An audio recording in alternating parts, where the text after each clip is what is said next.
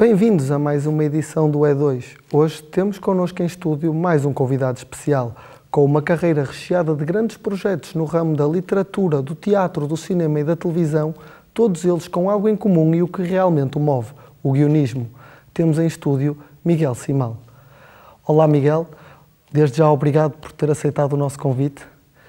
Todos estes projetos que enumerei, Miguel, têm em comum escrever histórias.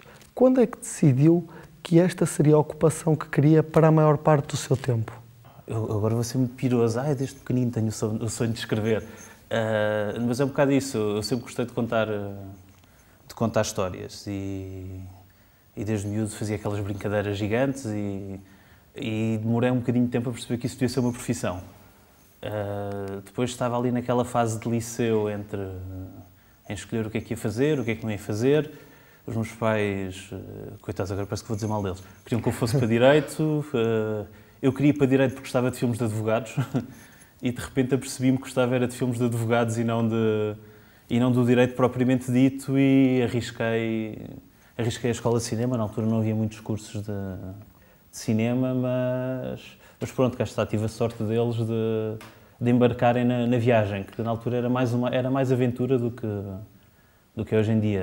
O panorama era um bocadinho isto, era um curso para ser desempregado, para não fazer nada, para ser malandro e vagabundo, mas parece que correu bem. Como é que o Miguel caracteriza um bom contador de histórias?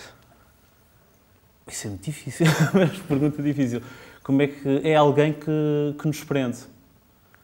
Capta a nossa atenção. Sim, uma boa história é aquela que a pessoa está sempre presa e quer saber mais e há contadores de histórias extraordinários. Existe algum que sirva como exemplo para o Miguel? Eu vou dar um exemplo. Ele foi meu professor logo no meu plano de curso. Entretanto, eu gosto de dizer que ele foi meu mestre e depois amigos. O António Pedro Vasconcelos, que é um dos grandes realizadores portugueses, é uma pessoa que... Eu agora vou para um lado muito natural do contador de histórias. À mesa, um almoço, um jantar, ele começa a contar uma história e consegue estar 5, 6 horas a ouvi-lo contar uma história. Houve uma altura que nós dávamos aulas juntos e eu dávamos aulas de história de cinema. Eu conhecia aquelas aulas, dava as aulas com ele e eu às vezes distraía-me a ouvi-lo só a contar histórias. Há pessoas que têm esse talento, que são grandes contadores de histórias. E quando se gosta de contar histórias, depois é um bocado como uma boa partida de ténis, não é? Vai-se passando de um lado para o outro. Sim.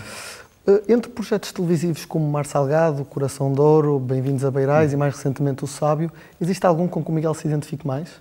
Que eu tenha marcado de alguma Beirais, forma? principalmente. Porquê? Porque às vezes as coisas conjugam-se e caem todas na hora certa. Eu estava a trabalhar, eu estava praticamente desempregado quando fui parar a Beirais. Estava a fazer documentários, não estava particularmente satisfeito e recebi um telefonema do Pedro Lopes a dizer: vem uma série para a RTP, não queres experimentar escrever? E aquilo caiu-me um bocado como uma luva, porque parte de um dos personagens era estar desempregado e largar tudo e arriscar uma coisa nova.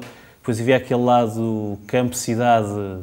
Eu tenho uma tia minha, por exemplo, que largou a cidade e foi viver para o campo.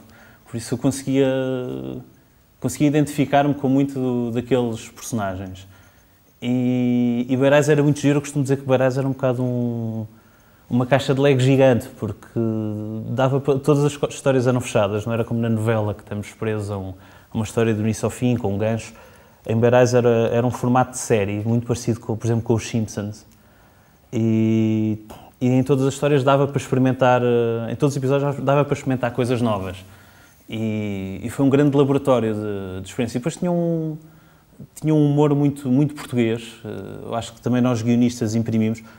Acho que tivemos alguma sorte que na primeira temporada ninguém estava a prestar muita atenção ao que nós estávamos a fazer e às vezes quando se deixa os malucos tomar conta do manicómio, o manicómio é bem gerido. A direção da RTP também teve coragem em apostar em nós e aquilo tornou-se uma coisa muito, muito gira, muito, muito familiar.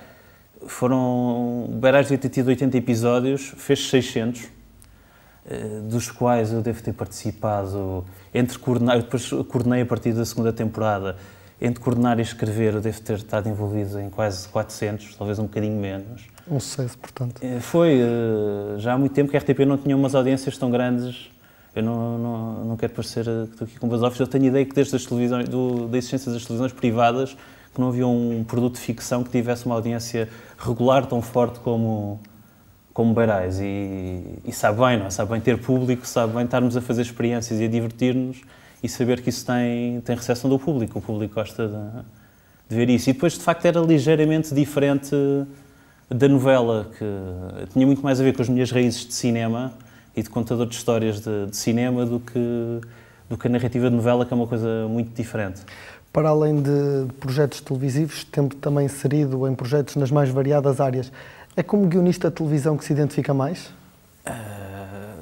É como eu identifico mais porque o mercado fora da televisão é praticamente inexistente. Mas se pudesse escolher, era como guionista de televisão que trabalhava?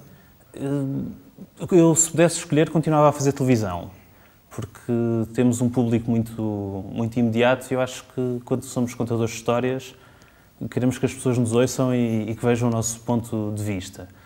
Eu gostava de ter mais opções para fazer...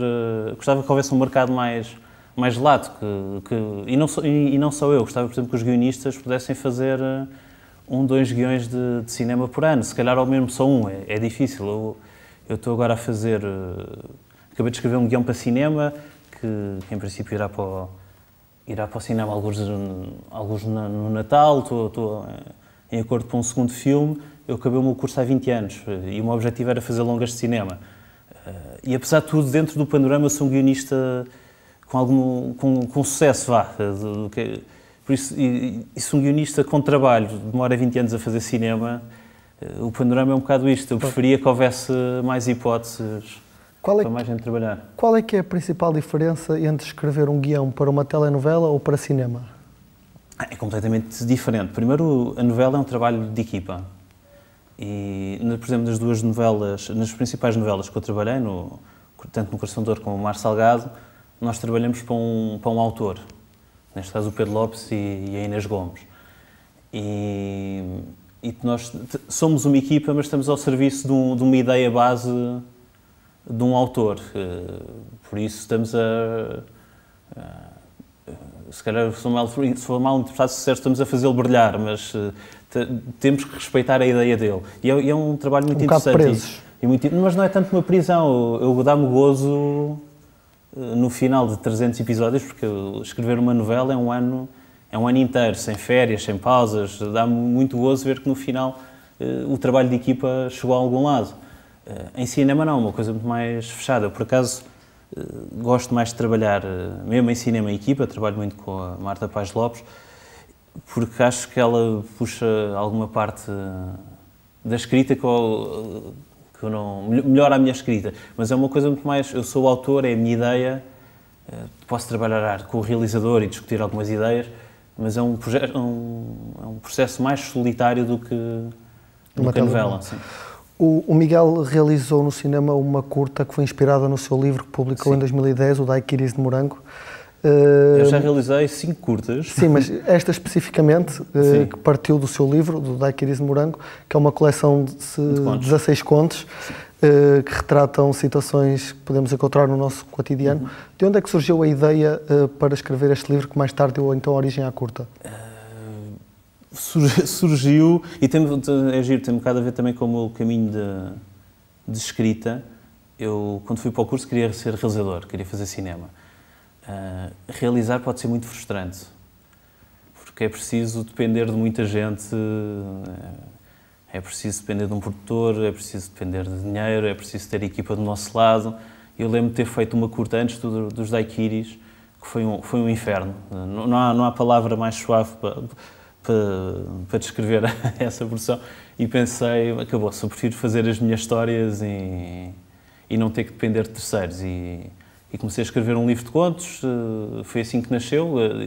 Começava por apontamentos de histórias que queria contar, depois transformou-se num livro de contos, e quando tinha o livro pronto, surgiu a hipótese de fazer uma curta-metragem, e havia uma história que eu gostava tanto que resolvi adaptá-la. E é muito curioso, porque o filme acaba por ter pouco a ver com o livro e com o conto específico. E esses 16 contos foram situações pelas quais o Miguel passou na sua vida e decidiu escrever? Há sempre... Eu defendo muito que uma pessoa deve escrever sobre aquilo que sabe e sobre aquilo que viveu, mas não tem que fazer um copy-paste da nossa vida. Eu vou roubar muito a minha vida para aquilo que escrevo. Eu mesmo, às vezes, a novela, que é uma coisa mais impessoal, às vezes tenho familiares a ligarem, olha lá, esta cena que estava hoje a dar... Inspiraste em mim. Estás a gozar comigo na televisão e não sei o que mais. Não estou, mas... porque é um bocado impossível, porque as nossas experiências é o que nos dão riqueza para escrever. É todo um manual... O Miguel faz parte também do leque de professores que estão neste momento à frente da pós-graduação em Storytelling na Escola Superior de Comunicação Social. E por isso pergunto-lhe, esta pós-graduação pretende mudar ou aperfeiçoar a forma como se escreve em Portugal, seja para telenovelas ou para cinema? Mudar, eu espero que seja aperfeiçoar. Quanto a mudar, talvez um bocadinho mudar, porquê? Porque, como eu estava a dizer, o nosso mercado é a televisão, principalmente. E da minha experiência de aluno e até mesmo profissional, a maioria dos cursos são preparados para um universo que não existe, que é fazer cinema nos Estados Unidos. Uma pessoa vai para um curso de comunicação social, de cinema, e ensinam-nos a escrever com os 3 atos que o Vogler e o Sid Field e o McKee ensinam para fazer cinema em Hollywood, que não é uma realidade que existe cá. É importante saber essas bases. Eu acho que esta pós-graduação é muito mais pensada no mercado propriamente dito e naquilo que as pessoas vão enfrentar no mercado de trabalho. E era uma coisa que não existia e que, nesse aspecto, faz falta. E depois é dado por pessoas com muita experiência, com muitas horas, com muitas horas de escrita, com muitos exemplos. Uma última questão. Como é que o Miguel antecipa o futuro do guionismo daqui a 5, 6 anos, quando os alunos que neste momento estão a aprender convosco estiverem à frente do mercado de trabalho? Essa é a pergunta do $1 milhão, não é? É assim a mais difícil. Eu gostava de pensar que vai estar melhor. E vou ser uma pessoa muito otimista e vou dizer, não, o mercado vai estar melhor. Eu acho que o mercado, eu gostava que estivesse melhor, mas nunca vai ser muito diferente daquilo que é, porque nós temos, por exemplo, a RTP está agora com esta iniciativa fantástica das séries, mas vamos ver se pega, vamos ver se consegue. Nós temos um país que tem que fazer novelas porque não há grande alternativa financeira. Se é mais barato fazer uma novela, o que não quer dizer que a novela não possa ter muita qualidade. E eu acho que, apesar de tudo, tive a sorte de trabalhar em novelas dentro do género de grande qualidade. Eu acho que estamos a formar pessoas para continuarmos a fazer ficção portuguesa de grande qualidade. Eu preferia que fosse uma ficção mais variada, mas se não for, espero que não seja tão variada, mas com qualidade na mesma. Ou seja, vê com bons olhos, então, o futuro... Eu vejo com bons olhos porque acho que sangue fresco é sempre bom em todas as situações. Sim, mas visto que neste momento estão a aperfeiçoar, como disse anteriormente, a escrita como ela é feita para a televisão em Portugal, acha que isso vai refletir-se? Não, tem que se refletir. Isto é um bocado... A partir do momento que se começa a profissionalizar, as coisas melhoram, não é? E esta é a nossa primeira turma, em setembro acho que arrancou de curso. Estamos a fazer profissionais e eu espero que os profissionais melhorem apesar de já haver profissionais no meio, não é? Eu trabalho todos os dias com grandes guionistas e grandes profissionais, mas mais no mercado, mais sangue fresco, novas ideias e com vontade de trabalhar de uma forma profissional só pode melhorar o nosso panorama. Muito obrigado mais uma vez, Miguel, por ter aceitado o nosso convite. O E2 fica por aqui, voltamos para a semana com mais um convidado. Sigam-nos nas nossas redes sociais. Obrigado e fique desse lado.